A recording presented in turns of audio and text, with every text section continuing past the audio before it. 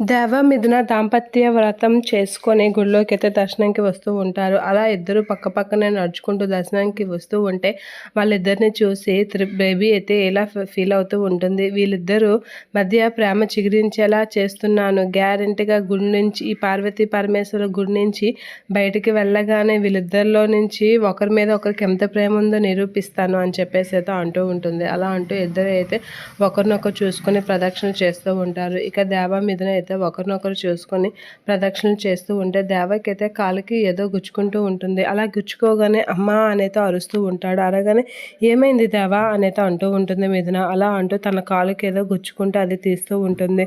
అది తీయగానే దేవ చాలా నొప్పికి బాధపడుతూ ఉంటారు. అది చూసి మిథున అయితే చాలా ఫీల్ అవుతూ ఉంటుంది. కన్నీరు పెట్టుకుంటూ ఉంటుంది. నువ్వు ఒక విషయం గుర్తుపెట్టుకోదేవా, మన కోసం ఎవరైతే కన్నీరు పెట్టుకుంటారో వాళ్ళకి మన మీద చాలా ప్రేమ ఉన్నట్లుగా అర్థం. ఆ విషయం నువ్వెప్పుడూ మర్చిపోకు. అది నీ జీవితంలో గుర్తుపెట్టుకో. నీ గురించి ఎవరు ఊరగానే కన్నీళ్లు పెట్టుకోరు. నీ మీద ప్రేమ ఉంటేనే కన్నీళ్లు వస్తాయి వాళ్ళకి అని చెప్పేసి అయితే అంటూ ఉంటుంది. ఆ మాటలకి దేవ మీదనైతే అలా చూస్తూ ఉండిపోతూ ఉంటారు. ఈ విషయం మాత్రం మీ ఇద్దరు గుర్తుంచుకుంటే మంచిది అని చెప్పేసి అంటూ ఉంటారు. ఒకరికి బాధ కలిగితే ఇంకొకరికి ఊరకనే కన్నీళ్ళు రావు అని అనేసరికి ఒకరినొకరు చూసుకుంటూ ఉంటారు.